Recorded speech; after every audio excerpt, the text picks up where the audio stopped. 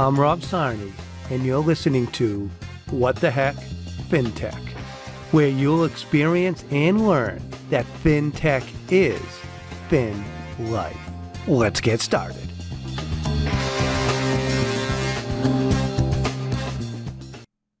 Welcome back to part 2 with Austin Zhou. If you didn't hear part 1, please go back and listen to hear Austin's transition by leveraging sports, his fintech learning, so he was ready to go pro in fintech.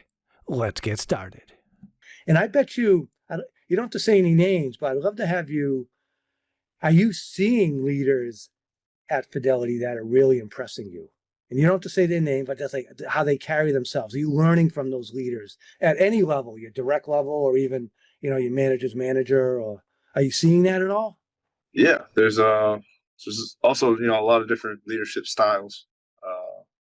So everyone, every person is unique. So everyone leads in a slightly different way.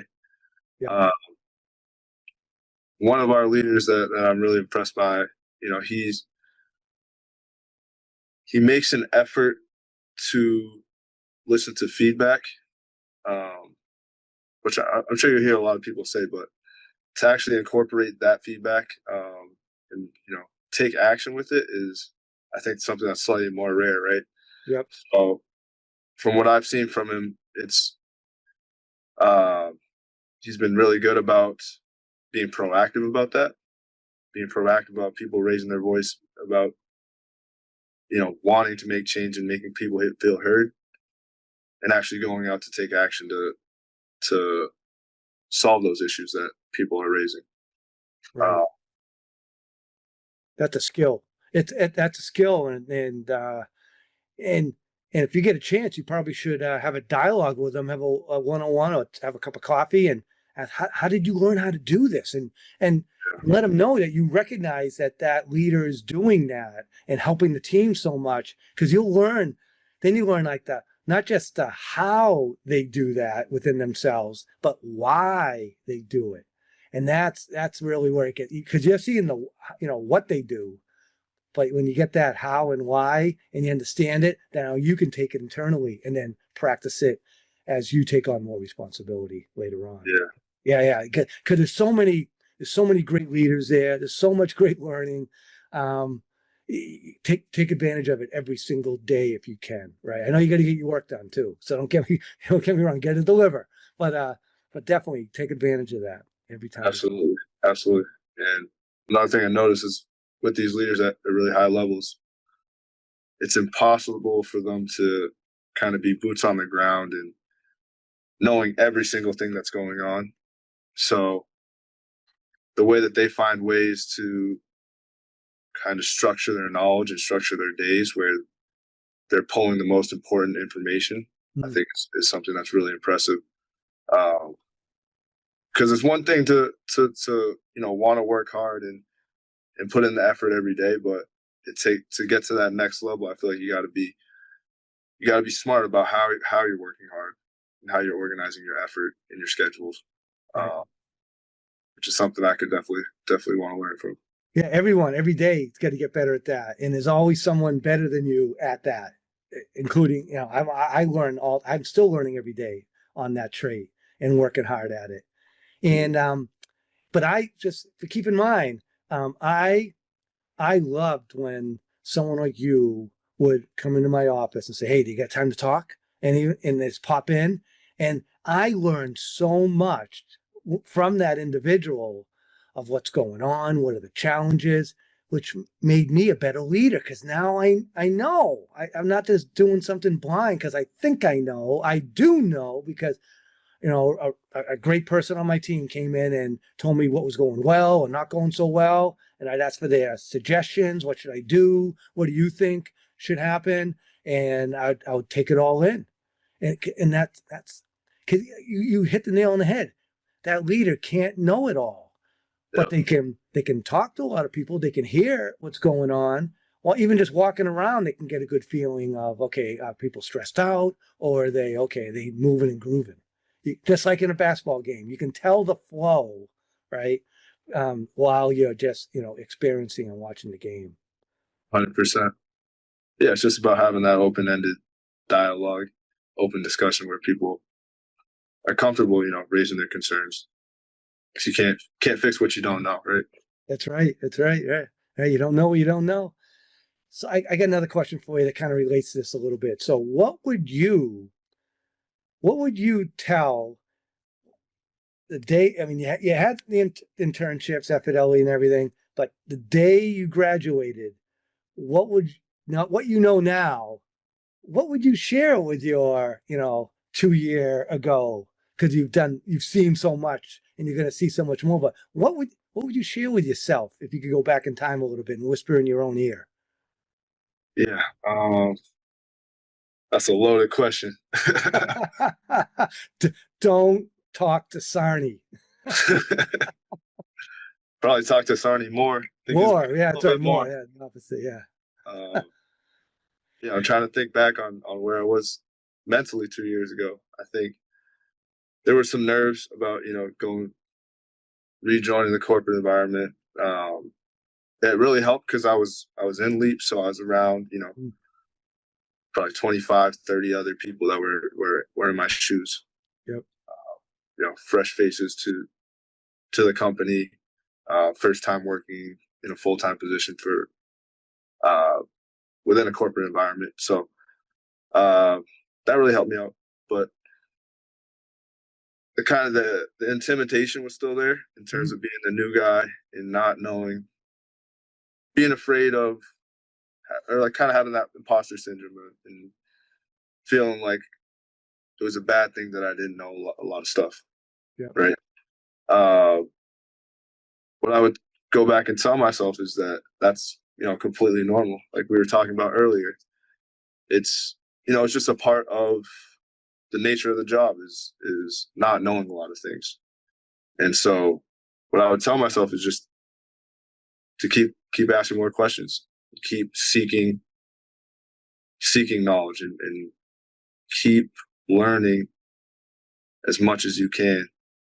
I know that's a very, very generic answer. Like a lot of people are going to say that, but that's really what it comes down to is being proactive about your learning. Because a lot of times people aren't just going to tell you knowledge just to tell you knowledge.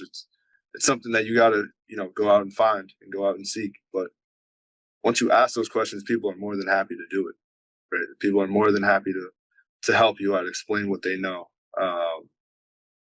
and that's ultimately what's going to progress you furthest, or what's gotten me to where I am today.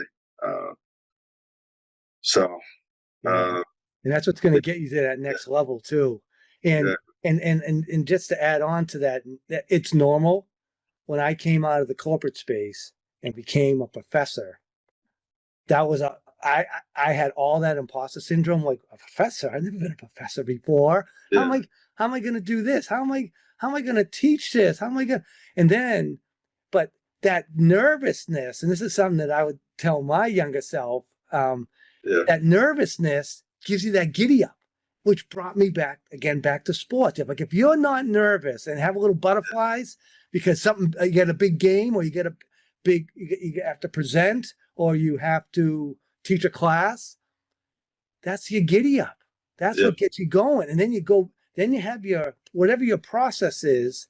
And I went back to what I knew best. I actually ran the class like I ran a Fidelity meeting. You got to be prepared. You got to show up. I pay you by points. That's my pay per performance approach, right? I don't pay you unless you do the work, right? I'm here to help you get you where you want to go, right? Just get that stuff up front so that set expectations. I leverage that.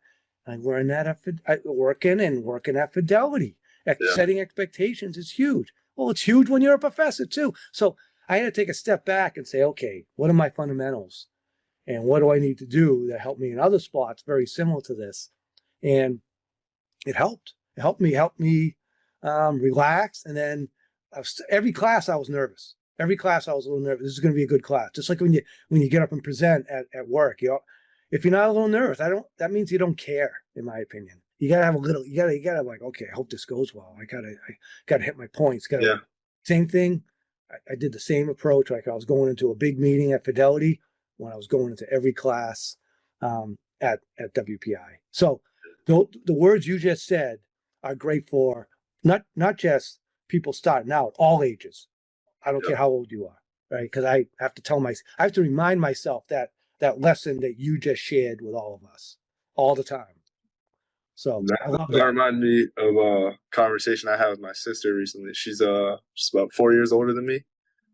And we were just talking about how even adults, everyone's just figuring things out as they go along. Like we think about our parents as people that know everything and are supposed to know everything, are supposed to do everything right. But at the end of the day, they're just like they were in our shoes at one time or the other. So they are just people that have failed more times, have figured it out, and have gone about their life. So uh, that was that's something I've been thinking about recently and observing in the workplace too. It's just like we're we're not always going to be perfect. We're definitely going to fail. I've already failed many Yeah. times in this current job, but it's those failures and what the learnings that I've taken from them that have benefited me the most and have helped me grow the most. It's not kind of the successes that I've had. So that's another piece of advice I would give to someone. Obviously, don't try to fail on purpose and do something that would get you fired, but Mhm. embrace those small failures or embrace those mess ups that you have because it is a sign of growth if you use it the right way. Right. Yeah. It's you learn and remember so much more when you fail than when you succeed. Yeah, And so when you hit your head a few times, you know to duck. And then yeah, all of a sudden it's muscle memory after a while, right? yeah, And then, so that's the way it is. It's keep saying, okay, I could have done that better. I do that today, even today, because of my, experience at Fidelity. Hey, I could have done that better. How am I going to do it better next time? exactly. And then make sure I do it. And people notice that when they see that, improvement and better and better and better. And that's a life thing. Life is project-based experimental learning. It Yeah, really is, because the world's changing on us so fast. mhm, If you're not willing to adjust, it's going to run you over. Right. 100%. So yeah, Yeah, so I love that. I love you. I did not have that thinking when I was your age. I just want to let you know that. It took me a while longer to have that sink into me. yeah. I think it's just human nature, right? We want to say where we're most comfortable, but just having that willingness to put yourself in those situations where you're uncomfortable, you might fail, Right. uh, is something that I've really come to kind of embrace. And uh, at the end of the day, like most times when you think you're gonna fail or like you failed or you think you messed up, it's not the end of the world. It's just another step along the journey, and uh, people have their own problems to deal with that. They're not going to care to either. That's right. That's right. Yeah, it's all about people. Yeah, STEM is hard, finance is hard, IT is hard, whatever you want to, people are harder. It's yeah, just because they're changing all the time. The environment around them are changing. They're yeah, happy. They're frustrated. Whatever it is, right? So yeah, you have to adjust and adjust and adjust and adjust, right? And so you can help them and have the whole team be successful. yeah. Wow. So, I mean, you're so wise beyond your years, Austin, and taking in the environment around you. I want I want to thank you so much for coming on this podcast, because it just shows, fintech is a novel, changing environment, and you're built for that environment. And you were in college, and you're just keeping extending that into the work world at Fidelity Investments. And you've already seen the power of mobility, right? That you had one role and now you're into another group. You're not just like in the same group doing something different. You're in a different group in a different capacity, learning all new things, and keep Yeah, doing that. And that's the growth part. And yeah, that's what makes, because as they probably, I don't know if they keep saying this at Fidelity, but the mobility, that's what makes a great Fidelity associate. is that when they're in different business units, they're in different groups, because it takes a village to get that stuff done across the enterprise. And you understand other areas now as you work in a new area, in the fraud and detection and compliance area. Absolutely. That's great. That's great. So Austin, I want to say thank you so much. If people want to get in touch with you, how is LinkedIn? Like, what's the best way for them to Yeah, I'd say reach out to you? find me on LinkedIn, Austin Zhou. You should be able to find me pretty easily. My title will be data engineer at Fidelity Investments.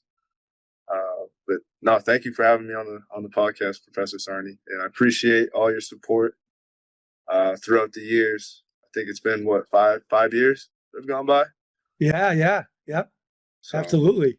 And we should get back shooting some hoops, because I mean, I just got out of a boot. I've been in a boot for 18 weeks, and now I'm still not allowed to shoot yet. I'm not allowed to go on my toes yet, but I'm out of the boot and I'm walking fine. But my goal is to get back and crush all the young bucks like you with my mid-range jumper. All right, we might have to team up again for that 3-on-3. Count me in. Count me in.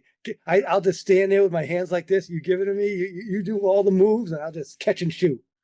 All right. I got you. Got you next time. Okay. Thank you, Austin, and bye-bye, everybody. Thank you for listening to What the Heck, Fintech.